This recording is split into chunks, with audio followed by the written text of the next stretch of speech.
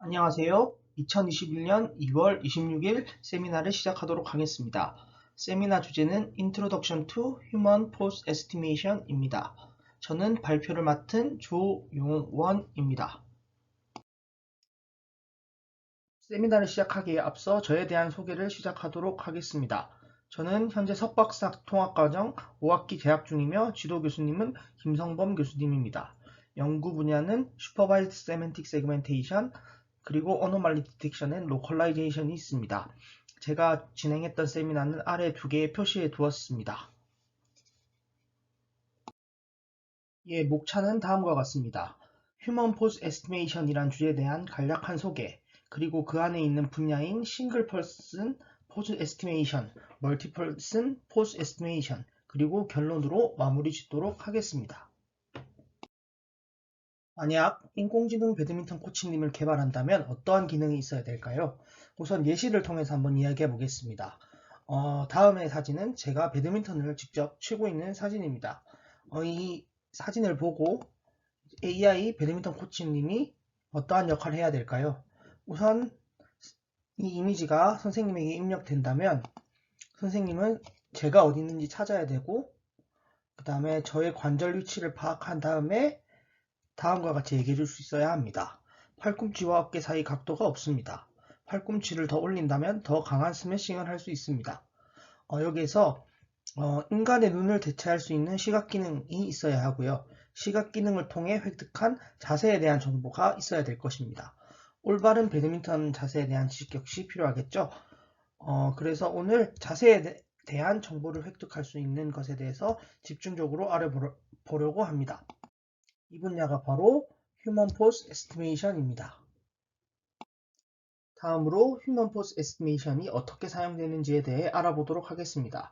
왼쪽 그림을 먼저 살펴보겠습니다. 한 남자가 무거운 무게로 스쿼트를 하고 있습니다.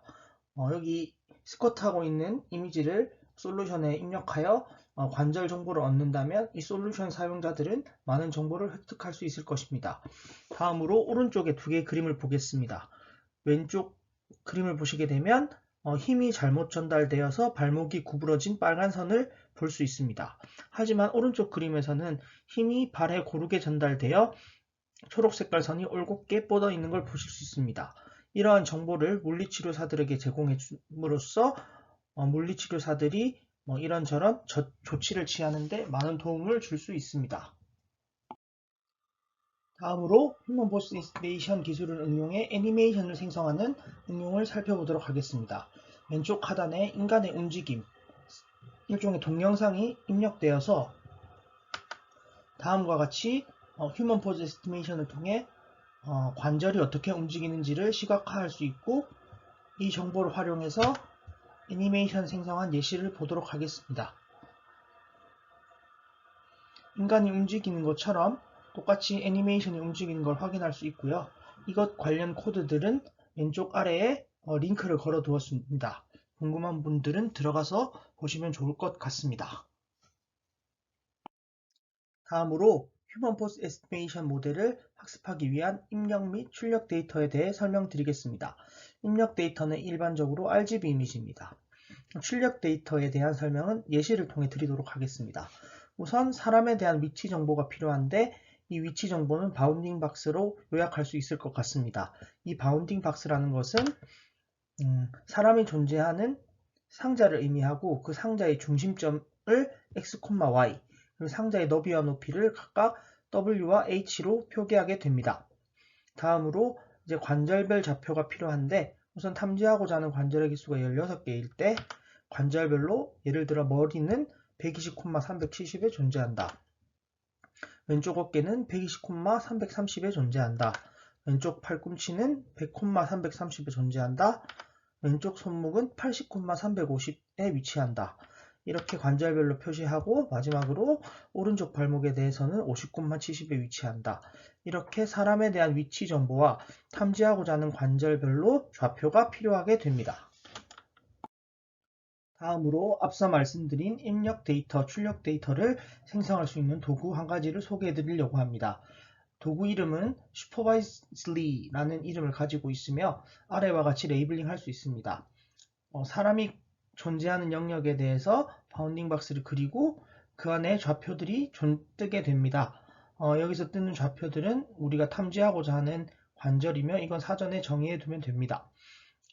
좌표점들을 움직이면서 출력 데이터를 만들어낼 수 있습니다.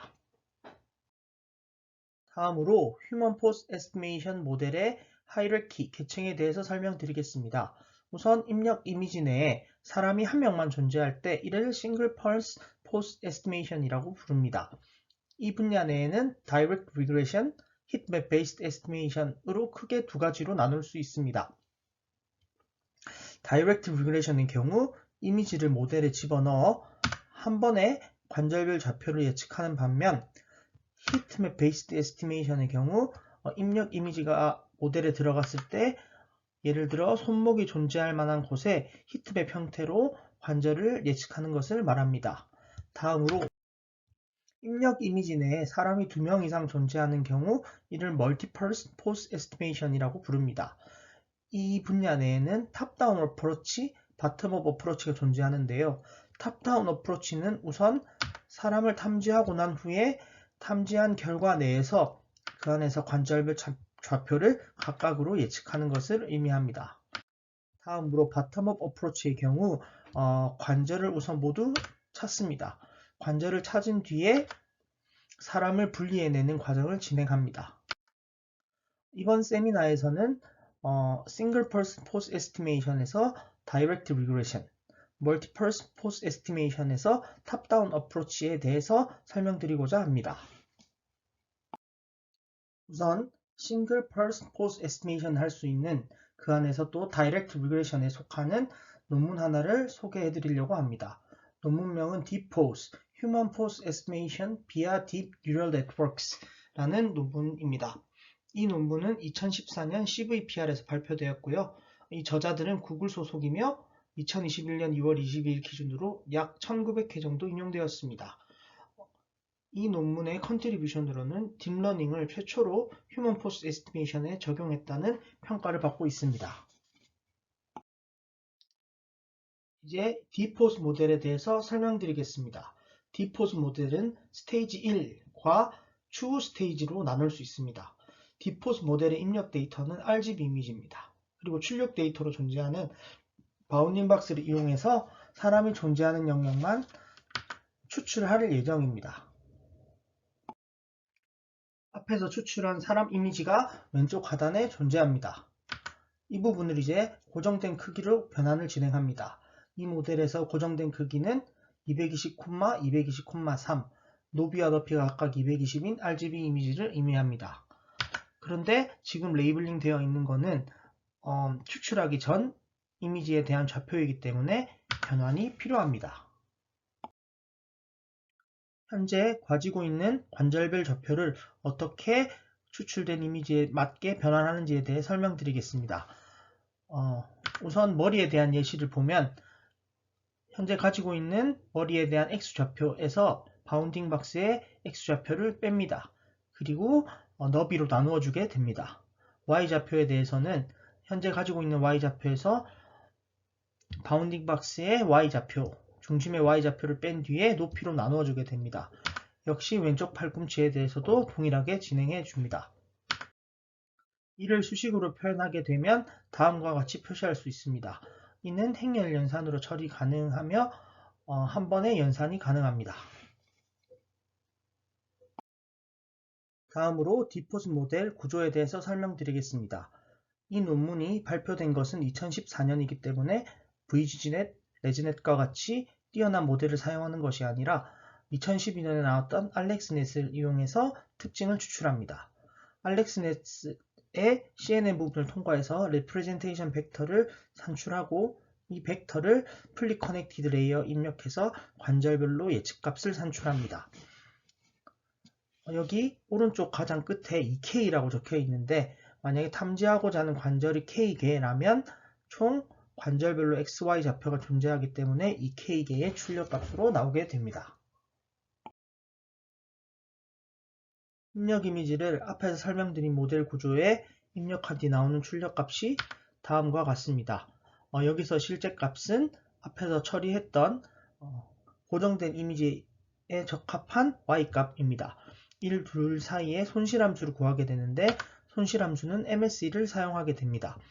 MSE를 구한 뒤 백프로파게이션을 진행하고 다른 이미지를 넣어서 다시 예측값과 실제값을 이용해 MSE를 계산하고 다시 백프로파게이션 하는 과정을 진행합니다.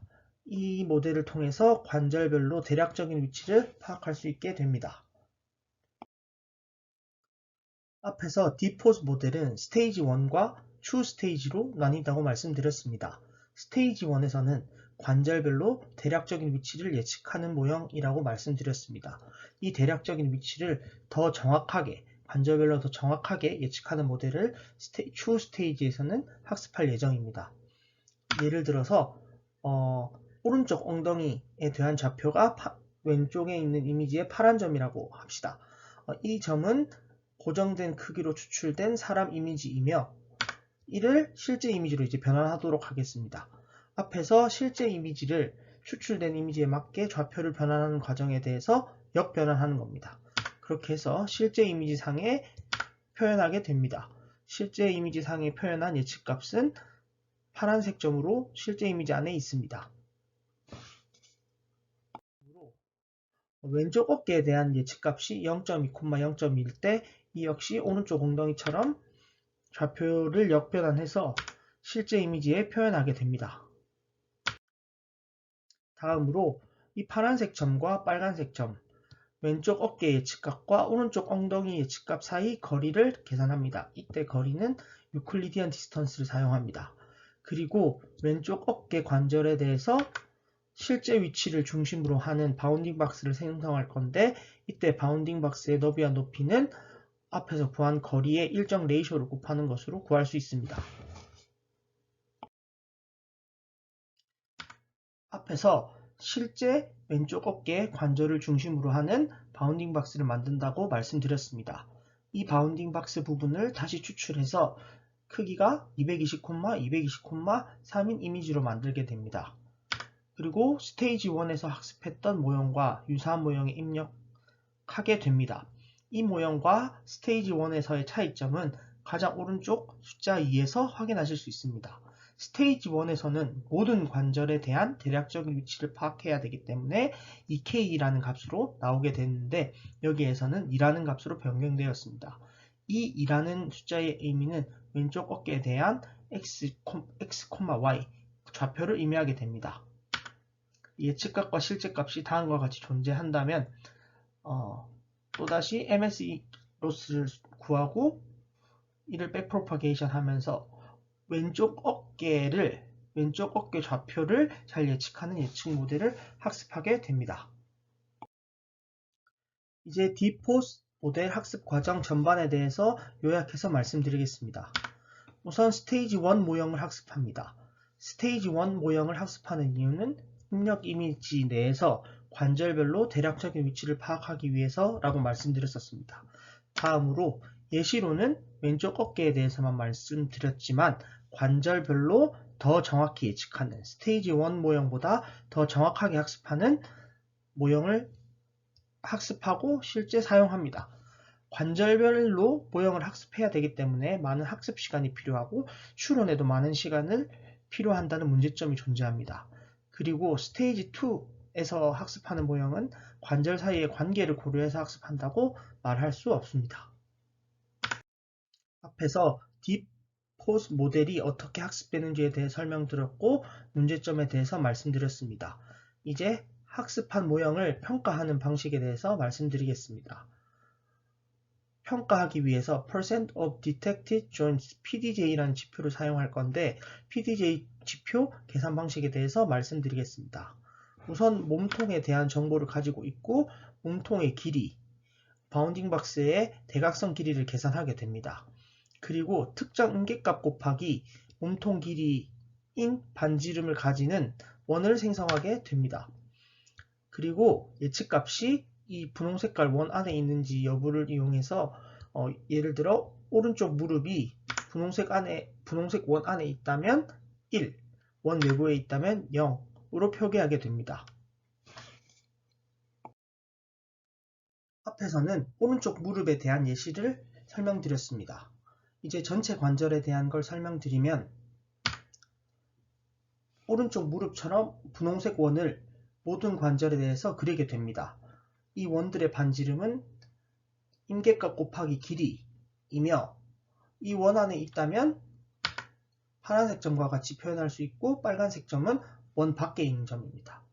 예를 들어 파란 색깔의 점의 개수가 총 8개이고 빨간 색깔 점의 개수가 1개라면 이 사람에 대한 PDJ 값은 9분의 8로 표시할 수 있습니다.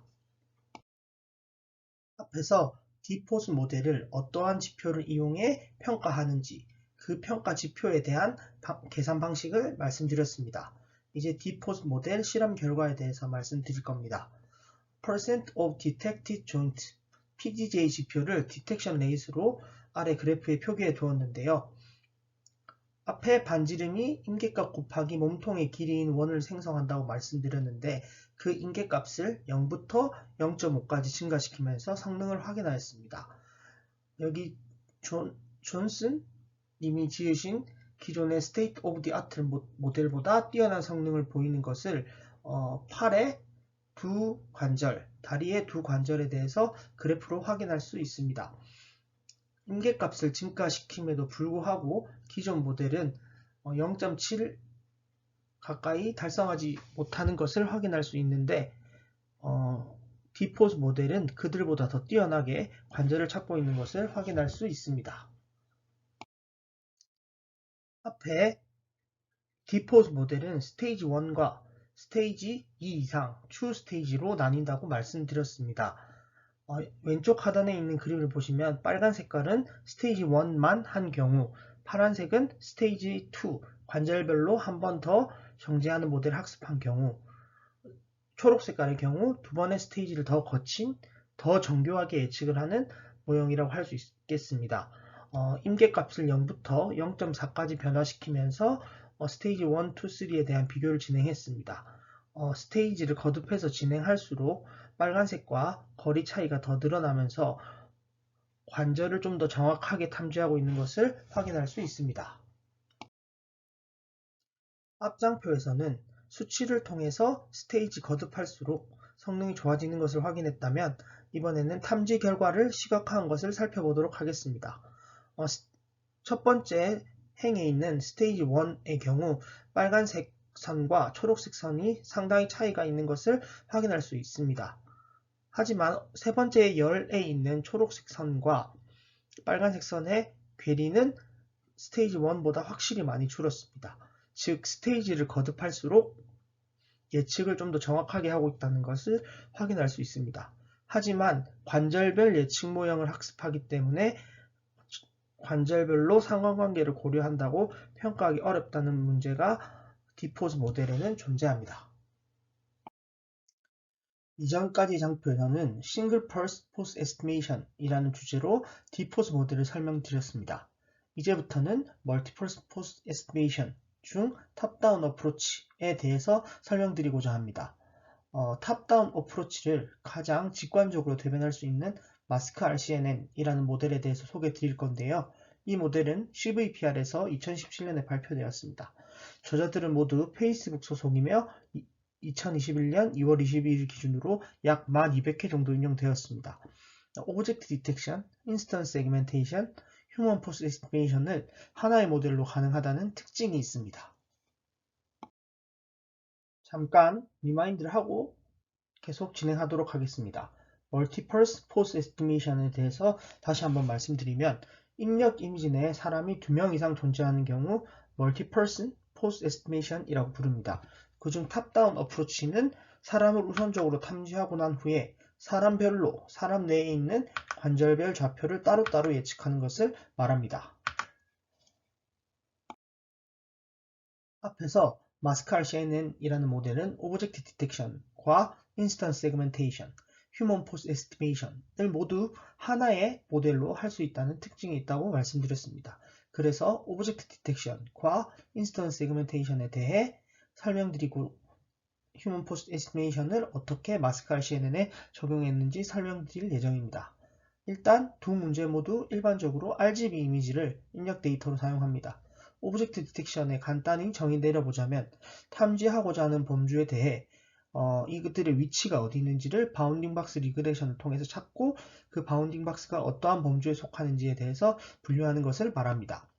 예시로 설명드리면 탐지하고자 하는 인물이 강백호, 서태웅, 정대만이 있다고 하면 강백호의 위치는 주황색 상자에 있고 주황색 상자는 350 콤마, 100 콤마, 200 콤마, 500으로 표현할 수 있다. 그리고 이 안에 있는 범주는 강백호이다. 서태웅에 대해서도 마찬가지로 진행을 하고 정대만에 대해서도 동일하게 진행을 합니다. 다음으로 인스턴스 세그멘테이션에 대해서 간단히 정의를 내려보고자 합니다. 관심 있는 객체를 찾고 찾은 객체 내에 해당하는 이미지에서 어떠한 픽셀이 그 찾은 객체에 해당하는지를 의미합니다. 인스턴스 세그멘테이션과 함께 세멘틱 세그멘테이션이라고 있는데 세멘틱 세그멘테이션은 검정색 영역은 모두 사람이다. 사람별로는 구별할 수 없습니다. 하지만 인스턴스 세그멘테이션은 사람끼리도 구별해야 됩니다. 여기서 관심 있는 객체를 찾는다는 것이 사람끼리도 구별한다고 이해하시면 될 것 같습니다. 여기 오른쪽 하단에 있는 그림에서도 볼 수 있듯이 사람별로 각기 다른 색깔로 예측되어 있습니다. 이 말인즉슨 사람별로도 구별해서 예측할 수 있어야 한다는 것을 의미합니다. 마스크 RCNN은 기본적으로 인스턴스 세그멘테이션을 위해 개발된 모델입니다. 이 기본 아이디어를 살펴보면 우선 객체가 있을 만한 영역을 바운딩 박스로 찾습니다. 그 바운딩 박스에 대한 범주를 예측하면서 클래시피케이션을 진행합니다. 그리고 이 상자 내에 있는 이미지들이 있고 그 이미지에 해당하는 픽셀들이 각각 사람 중 어떤 사람에 속하는지를 세그멘테이션 하는 겁니다. 픽셀별로 사람에 속할지 말지를 분류하는 것입니다. 예시를 통해서 보시면 사람 찾은 것 중에서 정대만이라고 인식을 하고 그 안에서 어떠한 부분이 정대만인지 그리고 강백호인지 서태웅인지 다른 사람들인지를 인식하게 됩니다. 마스크 RCNN은 크게 4가지 모듈로 구성되어 있습니다. 첫 번째 모듈은 입력 이미지에서 특징을 추출하는 피처 익스트랙터가 존재합니다. 그리고 리전 프로포절 네트워크라고 불리는 이 RPN을 통과하면서 모듈 1에서 통과한 피처 맵에 대해서 어디에 객체가 있을 만한지를 나타내주게 됩니다. 다음으로 이 객체가 있을 만한 영역 프로포절 리전에 대해서 바운딩 박스 리그레션을 진행하는 모듈 3 그리고 픽셀별로 모듈 3에서 예측한 범주에 속할지 말지를 예측하는 모듈 4가 존재합니다. 모듈 3과 4를 통과한 출력값들이 통합되어서 오른쪽 상단에 있는 출력 데이터와 같이 예측값을 뱉어줄 수 있게 됩니다. 이제 마스크 RCNN 학습을 위한 관절별 좌표를 어떻게 변환하는지에 대해서 설명드리겠습니다. 우선 저희가 가지고 있는 입력 데이터와 출력 데이터는 이미지와 관절별 좌표가 있다고 가정하겠습니다. 그런데 마스크 RCNN 학습을 위해서는 입력 이미지 크기와 동일한 검은 색깔 이미지 내에 관절별 좌표를 표기해줘야 되는데 흰색 픽셀에 해당하는 점은 1, 나머지는 0으로 매핑해서 마스크를 생성하게 됩니다. 어떻게 마스크 RCNN 기본 구조에 휴먼 포스 에스티메이션을 가지 브랜치를 추가하는지에 대해 설명드리겠습니다. 앞에 말씀드린 대로 마스크 RCNN은 입력 이미지를 피처 익스트랙터를 통과해 중요 특징을 가진 피처 맵을 생산하게 됩니다. 다음으로 리전 프로포절 네트워크를 통과해서 모듈 1에서 나온 피처 맵에 대해 어디에 객체가 있을지 표기해 주게 됩니다. 이렇게 여러 개의 후보군들 중에 하나를 가지고 와서 이 후보군에 대해 바운딩 박스 리그레션, 클래시피케이션을 진행을 하고 그 다음에 이 피처 맵을 이용해서 바이너리 클래스 세그멘테이션 모듈 3에서 찾은 범주인지 아닌지를 픽셀별로 예측하게 됩니다. 다음으로 모듈 5 휴먼 포스 에스티메이션을 위한 가지가 추가되는데요. 여기에서는 앞에서 변환한 0, 1 마스크를 가지고 이 픽셀이 관절에 속할 것인지 아닐지를 예측하게 됩니다. 모듈 3, 4, 5에서 나온 결과물들을 종합해서 출력 데이터는 오른쪽 상단과 같이 최종적으로 완성할 수 있습니다. 사람별로도 구별하면서 사람 바운딩 박스 내에 어디가 사람에 속하는지 그리고 사람별로 중요 관절이 어딘지를 찾을 수 있게 됩니다.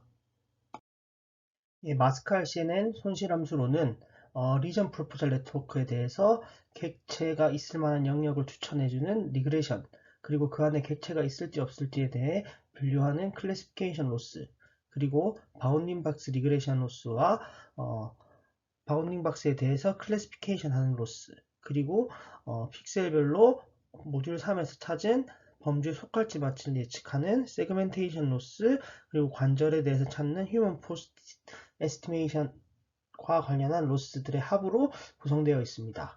유사한 태스크를 동시에 수행하면서 성능이 증가할 것이라는 멀티태스크 러닝의 컨셉을 적용해서 학습을 진행하게 됩니다. 여기서 유사한 태스크라는 것은 사람을 찾는 것, 그리고 사람을 찾은 상자 내에서 어떠한 픽셀이 그 사람에 속할지, 그리고 사람별로 관절을 찾는 태스크를 의미합니다. 리그레션 관련 로스들은 에런 손실함수를 사용하고 나머지는 크로스 엔트로피 로스를 사용합니다. 마스크 RCNN 기본 구조에 휴먼 포스트 에스티메이션 브랜치를 추가해서 어떻게 멀티펄스 포스트 에스티메이션을 진행했는지에 대해 설명드렸습니다. 이 모델이 얼마나 성능이 뛰어난지를 검증하기 위해서 MS 코코 데이터셋을 사용했습니다. 컴퓨터 비전 관련 알고리즘을 위해 마이크로소프트에서 제공하고 있는 벤치마크이고요. 오브젝트 디텍션, 인스턴스 세그멘테이션, 휴먼 포스 에스티메이션에 대한 레이블이 존재합니다. 조금 더 휴먼 포스 에스티메이션에 초점을 맞춰서 데이터를 소개해드리면 왼쪽에 있는 이미지와 중간에 있는 표를 봐주시면 좋겠습니다.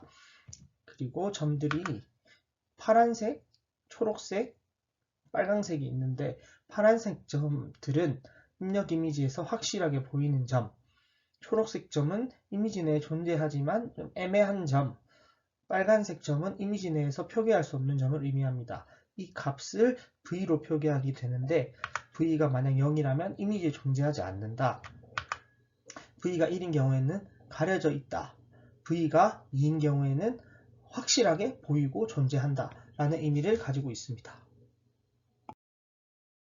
마스칼 CNN 논문에서 Multipulse Post Estimation 평가를 위해 사용한 지표는 Object Key Point Similarity Based Mean Average Precision 이라는 지표입니다.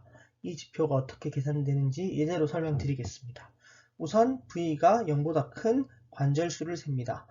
예를 들어 탐지하고자 하는 관절의 개수가 16개라고 할 때 여기에서 빨간 점의 개수, V 값이 0인 관절의 개수를 빼서 이를 분모로 취합니다. 그리고 V가 0보다 큰 관절에 대해서 오른쪽 하단에 있는 식을 계산하게 됩니다. 이 식에서 di라는 값은 예측 관절 좌표와 실제 좌표 사이의 유클리디안 거리를 의미합니다. 관절별로 이 값을 구하게 되고요. 다음으로 이 s라는 값은 해당 객체에 대한 바운딩 박스의 대각선 길이를 의미합니다. ki 같은 경우에는 데이터셋에 대해서 지정이 되어 있기 때문에 굳이 구하실 필요는 없습니다. 이 값들을 이용해서 오른쪽 하단에 있는 식을 계산해서 OKS 값을 계산하게 됩니다. 앞장에서 설명드린 지표를 활용해서 성능 검증을 한 결과를 보시도록 하겠습니다. 이 테이블은 논문 내에 있는 테이블을 다시 작성한 것입니다. 우선 패스트 RCNN은 오브젝트 디텍션 모델인데 아무런 멀티태스크 없이 순수하게 오브젝트 디텍션만 진행한 경우고요. 여기 두 번째 행에 있는 마스칼 CNN, ODNIS라고 적혀 있는 것은 오브젝트 디텍션과 인스턴스 세그멘테이션 브랜치만 존재하는 기본적인 구조라고 생각하시면 됩니다. 세 번째 행에 있는 것은 오브젝트 디텍션을 위한 과지 모듈 3과 모듈 5 휴먼 포스 에스티메이션을 위해서 존재하는 것들만 가진 채로 멀티태스크 러닝을 한 것이고요. 가장 마지막 행에 있는 것은 오브젝트 디텍션도 하고 인스턴스 세그멘테이션도 하고 휴먼 포스 에스티메이션도 하는 마스칼 CNN 구조를 의미합니다.